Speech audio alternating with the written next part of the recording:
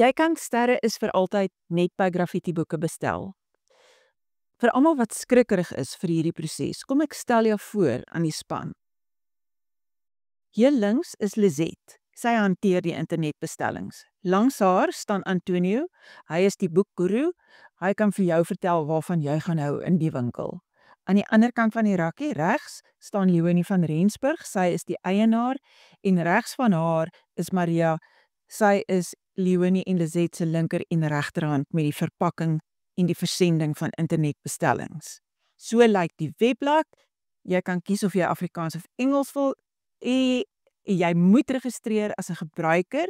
So lyk die bladsy waar jy gaan registreer. Jy moet al hierdie inligting invul waar daar 'n rooi kolletjie langs aangemerk is. Dit is verpligte inligting wat die winkel nodig het om die boek by jou uit te kry. Maak seker daardie inligting het jy vir hulle gegee.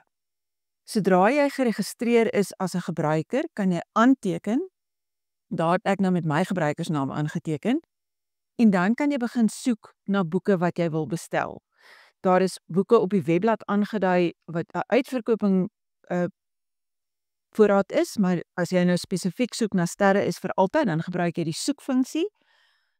Tik die titel in en klik op soek en daar is Sterre is vir altyd. As jy die boek wil hê, dan laai jy hom in die mandjie. Jy klik daaronder op die rooi blokkie, hy gaan lê in jou mandjie. Klik op die mandjie en daar sien jy wat jy in jou mandjie gelaai het. En hier moet jy seker maak, jy klik op daai blokkie, want anders gaan daai gaan voort blokkie nie verskyn nie. Hier is jy by die keuses wat jy moet uitoefen oor die soort aflewering wat jy wil hê. Jy moet jou afleweradres insit en hieronder kan jy 'n aantekening maak oor spesiale inligting vir die koerier.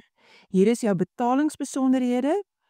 Ek betaal gewoonlik enige so internetbestelling met my Visa kaart. Jy kan een van die ander opsies gebruik as jy wil, maar ek gaan nou klik op Visa want dit is wat die meeste mense gebruik. Dan neem hy jou na hierdie bladsy toe en jy moet dan jou kaartbesonderhede gaan invul daar op die boonste grys kaart wat nou nie ingevul is nie. Jy moet jou kaartnommer insit, jou naam soos wat dit op jou kaart verskyn, die maand, die vervalmaand, die vervaljaar en die geheime nommer wat op die agterkant van jou kaart verskyn wat jy nooit ooit vir enige iemand oor die foon gee nie, want dan is dit bedrog.